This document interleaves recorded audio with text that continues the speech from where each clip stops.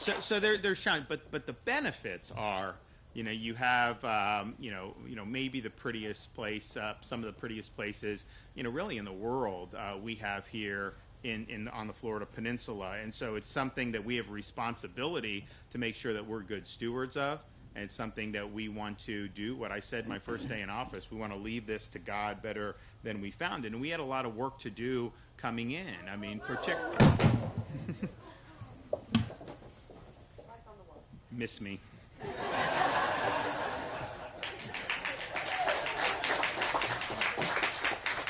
And we were at unfortunately we were at the funeral for one of our deputies who was killed in Indian River County yesterday, and we were in an airport hangar, and it just started whipping and like boom, like the flag down, up, down. I mean, like they had to keep doing it. So it's good. So it's just part of what you got to do when you're around here. But so we wanted to deal with a lot of challenges. I think there was a lot of frustration throughout Florida that some of the stuff, wasn't being done. If you go further south of here, down into Southwest Florida, 2018, this was the year before I became governor, you had massive algae blooms. You had the algae being sent out of Lake Okeechobee, mixing with the red tide, making the red tide a lot worse. Red tide naturally occurs out there and has for recorded history, but when it gets in with the other nutrients, created really bad stuff. It smelled bad. It caused huge destruction to tourism and really undermined the quality of life. You had 2 years before that on the east coast of Florida, places like Stewart, massive algae blooms because of discharges from Lake Okeechobee. Now, those weren't discharges the state of Florida was doing. It was the Army Corps of Engineers. But you had that. And part of the reason you had all these issues is because Florida's plumbing was not working the way God intended. The water was supposed to flow south through the Everglades, which is a natural filtration system, river of grass, and then it ultimately makes its way to Florida Bay. That's better for flora, fauna, it's better for fishing, it's better for everything. And that really had been changed because of things that man did, partially in the name of flood control over the years, which we understand. But the reality is we can prevent flood control and still make sure that we're nourishing those things. So we had to take a lot of important actions early on. Part of it was we wanted to work with the Army Corps to maybe manage that lake better, and they've done a much better job. There's no question about it.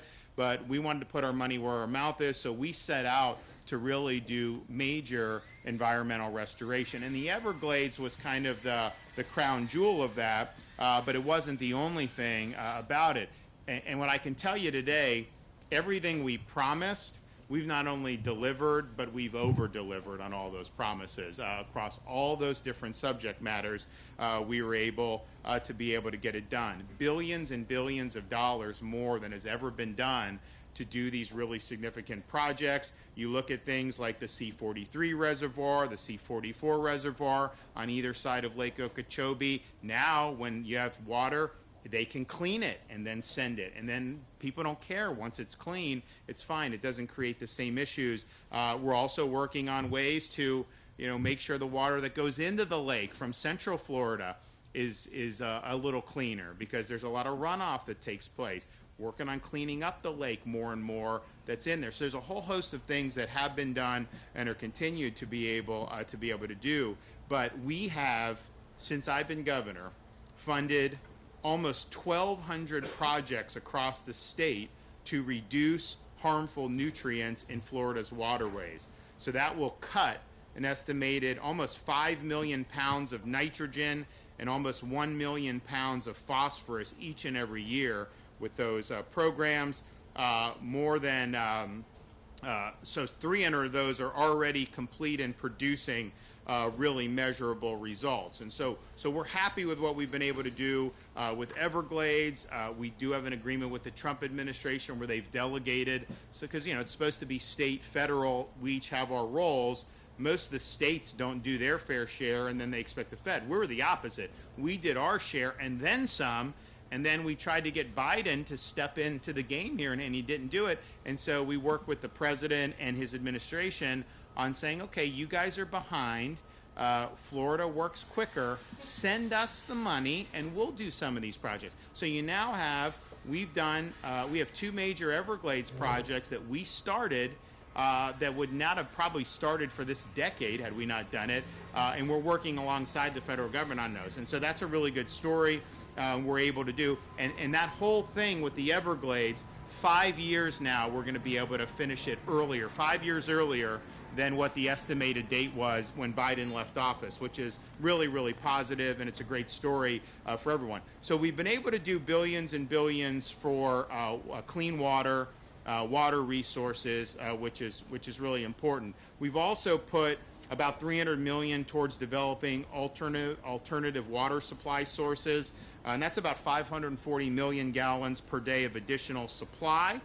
Today we will build off that initiative. So I get the ability to do grants, and a lot of times it's working with local communities to create good infrastructure so that you're able to develop really great things with respect to water supply. So I'm pleased to be here today to announce that we're going to be continuing to put our money where our mouth is. We're going to be awarding over $112 million in grants to improve water quality and supply across Florida's Gulf Coast and throughout Central Florida. So 50 million of that will be in 14 different alternative water supply grants. And this includes St. Johns River, Swanee River, Northwest Florida Water Management Districts, Polk Regional Water Cooperative, Toho Water Authority in Osceola County, cities of Cape Coral, Winter Haven, Live Oak. Once fully operational, these projects are expected to produce almost 94 million gallons of water per day. So that's a really significant thing. The population here has grown. I'm not asking anybody to move. I've never asked for anybody to move here, to be honest with you, if you go back. In fact, during COVID, they were like, oh man, it's just like, do you want to go on like business recruiting trips? Because I did do that my first year a little bit. And I'm like, no, because they were calling me asking if they could, it's like, hey, I wanted you to know we're coming. I'm like, great, whatever. And so I haven't done that, but yet, people are gonna see greener pastures in some of these areas. And I've met people from just about every state, but certainly some of kind of the worst offenders, the Pacific Coast states, huge problems. Washington, Oregon that I hear about with people leaving Portland and Seattle and some of this stuff. Obviously, Northeast has been a problem and will continue likely to be a problem in New York City going forward. Chicago, huge problem. So we see all that. But the reality is it is what it is, right? If we need to make sure we have strong water supply, we're going to do it. So that 94 million gallons is really good. Interestingly, they in some of the parts of the country, they're building these like massive hyperscale data centers. They take like 1 million gallons of water a day, massive amounts of water that's doing. We obviously want our water to be for the general public and not to be bogarted in that way. And we'll have more to say on that in the coming days. We also are going to do 50 million for 23 projects aimed at protecting Florida's pristine, natural, freshwater springs. And we have the best springs of anywhere in the country. Obviously, people know Crystal River, Inverness, Oakland, Williston, Archer counties, Hernando, Citrus, Levy, Jackson, and Leon counties. And the spring sheds and water quality through wastewater upgrades will be improved. There'll also be other enhancements. It's going to reduce nitrogen just in those grants by 100,000 pounds per year in those springs. And that's a really, really big deal. These efforts will help communities connect septic systems to sewer lines, among other water quality improvement efforts.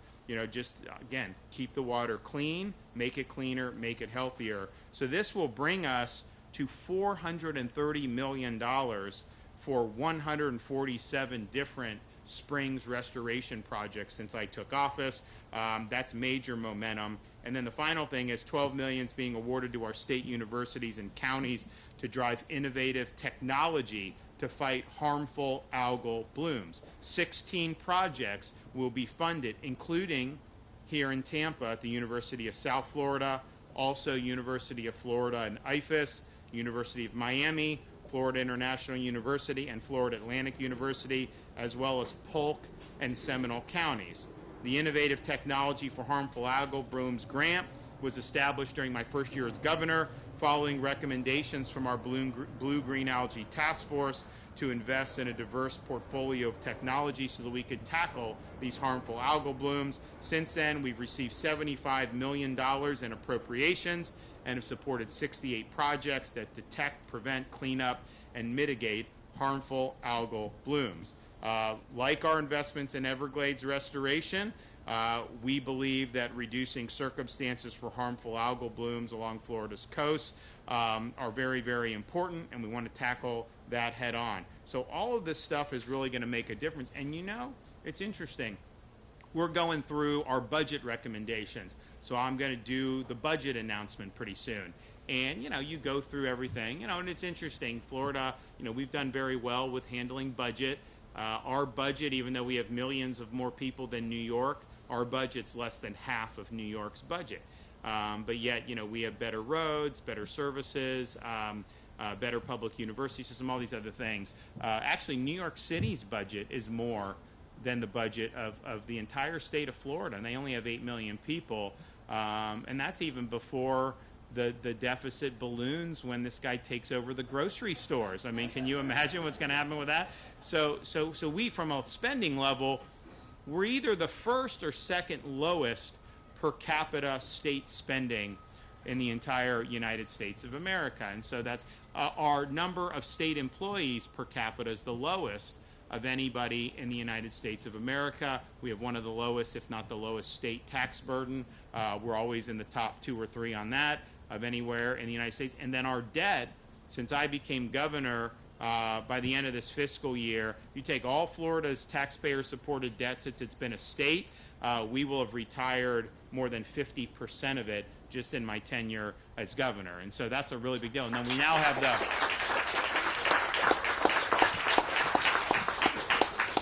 have the lowest per capita debt in the country. I think your share as a Floridian would be about $450. Your share as an American of the federal debt, I think, would be about 110 grand, a lot. So we've done really well on all that, but you know, we have done big things.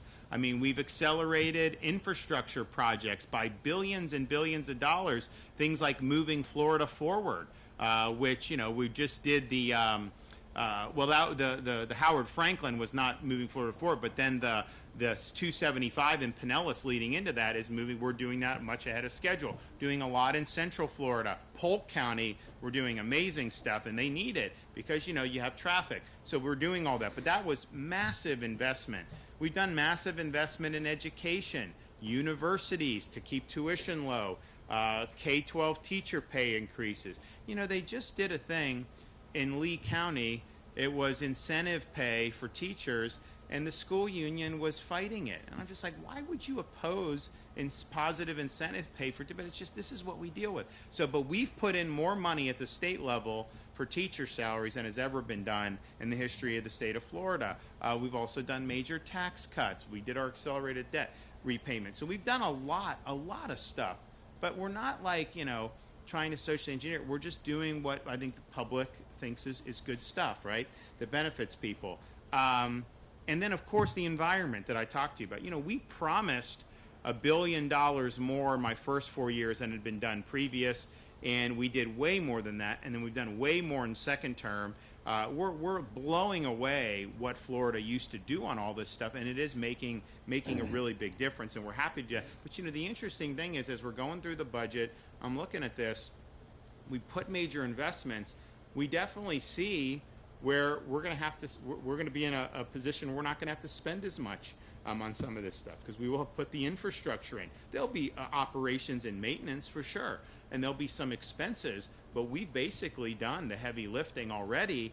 And so, you know, this budget, certainly future budgets that are done, are not going to have the level of commitment that we've had, because we've actually succeeded in getting the job done. And I think that's really, really good. I mean, you know, do it, get it done, and then not make it just be something that you're spending just to spend. No, we're doing this because we think it's important. We think it's important for quality of life. We think it's important for the economy, and we're going to keep doing that going forward. So I want to thank everybody that's been involved with this. I'm excited about it. I know we've got some more grants we're going to be doing in some sensitive parts of Florida that I know people are going to get excited about, so we'll be doing that pretty soon. In the meantime, we have some folks that are going to come up and speak, so we'll start with Alexis Lambert.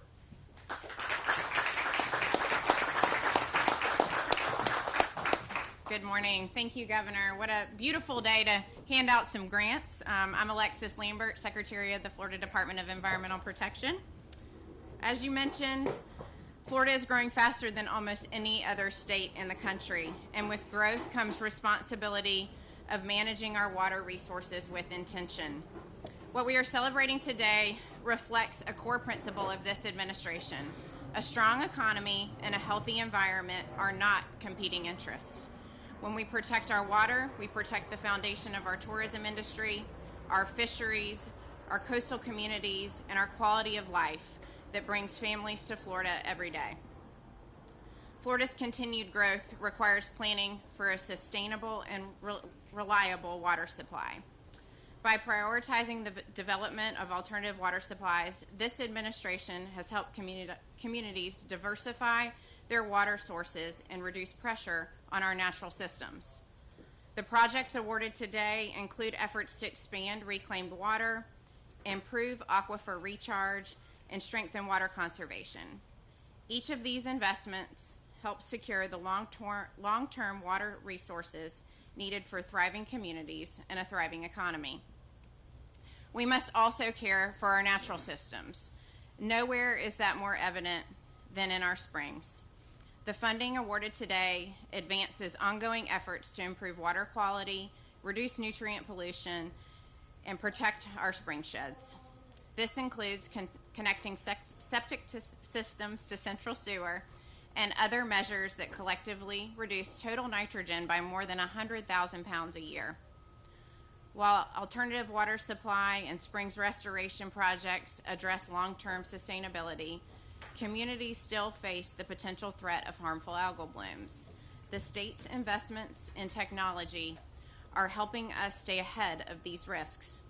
Through the success of the Innovative Technology Grant Program, we now have resources for earlier detection, faster response, and stronger coordination with local partners than ever before.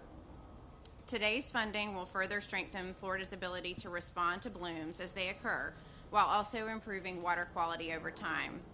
These grants will reduce the amount of nutrients entering our waterways, remove harmful legacy nutrients, and help clean up algal blooms if they occur, contributing to a healthier and more resilient Florida. Florida is setting the standard for water resource management. We base our decisions on science. We plan for long-term resilience, and we invest taxpayer dollars wisely to deliver meaningful results. Whether improving water quality, diversifying our water supply, or equipping communities with innovative tools, each project strengthens Florida's future while preserving our natural environment that defines and sustains this great state. Thank you, Governor, and to our legislature for support of this important work, and congratulations to today's recipients. Okay. Now we'll hear from Dr. Raines. Well, good morning, and thank you, Governor DeSantis, for inviting me to join you today. I'm Dr. Mark Raines. I'm the Chief Science Officer for the state of Florida, a position Governor DeSantis created to ensure that science underlies sound environmental policy and practice. Now, like many Floridians, I was not born here. My wife and I came here 25 years ago, raised a family, proud to call ourselves Floridians today.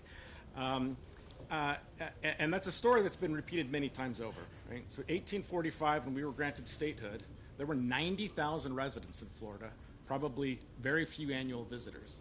Today, 23 million residents and 140 million annual visitors. A complete transformation in literally less than 10 human generations. And so why is this happening? Well, why am I here? A booming economy, affordability, fantastic weather, great water quality until it isn't, right? And because of the growth, I mean, it comes with a challenge. The challenge is protecting and restoring the water quality that we all rely upon. Now, meeting that challenge is complicated. It takes three things. It takes leadership, it takes funding, it takes a comprehensive scientific understanding both of the causes of water quality degradation, but also how we can reverse it. And fortunately, today, we have all three. We have leadership and funding from Governor DeSantis and the legislature, and we have a really tightly coordinated scientific community, the resource and regulatory agencies, non-governmental organizations, the universities, the private sector, all working together to ensure that that leadership and funding is directed to the projects that have the greatest environmental benefits. And so that's what we're doing here today. We're celebrating the most recent investment in that. The funding announced today will help us reduce nutrient loading to water bodies, and then will help us monitor, predict, and rapidly respond to declining water qualities if and when we find it, including harmful algal blooms. So think about it. Septic to sewer conversions reduces the nutrients that are in our water bodies that fuel the harmful algal blooms.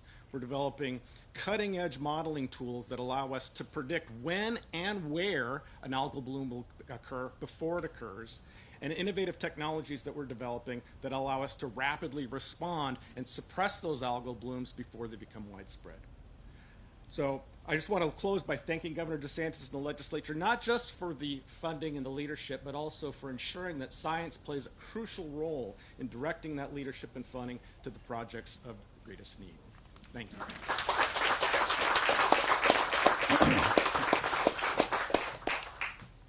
Well, good morning, everyone. My name is Eric DeHaven. I'm the Executive Director of the Polk Regional Water Cooperative, and we are one of the recipients today of grant funds from the various sources that the Governor announced today. So the first thing I'd like to do is give a big thank you to Governor DeSantis, Secretary Lambert, for the significant grant award for the Polk Regional Water Cooperative. This money will go directly to our Southeast Lower Florida Aquifer water production facility and transmission main project. Now, this project is vital to the Polk County region to ensure long-term sustainable water supplies to the citizens of Polk County, but even more importantly, it protects Polk County's diverse natural systems, such as the Peace River and our many lakes, rivers, and streams that we have within Polk County. Now, under the first phase of this project, we'll provide 7.5 million gallons per day of water to 10 Polk County cities, as well as residents within Polk County service areas. Future phases of this project will bring up to 30 million gallons per day of water online for the benefit of the Polk County residents. But as we all know, alternative water sources can be expensive. Therefore, these DEP grant awards directly assist residents by reducing our water rate increases significantly. Now, in my role, I commonly attend many city commission meetings, and I was recently at the Lake Alfred Commission meeting this past Monday. One thing that the commissioners are always expressing to me is that they understand the need for alternative water supply to reduce our reliance on stressed traditional supplies. But one of the hardest issues they have to overcome is the cost of alternative water supplies to residents. So I can't stress enough again how valuable the state grant support is to defray the cost of these alternative water supply projects. So I would be remiss to not mention the support from the Southwest Florida Water Management District and the Florida Legislature that the PRWC has received in the past. We have significant grant funds from them, and we greatly appreciate that. So on behalf of our 15-member governments in Polk County that make up the PRWC, I would like to once again thank Governor DeSantis, Secretary Lambert, for the significant award and their continued partnership in our Southeast Lower Florida Aquifer project. Thank you all very much.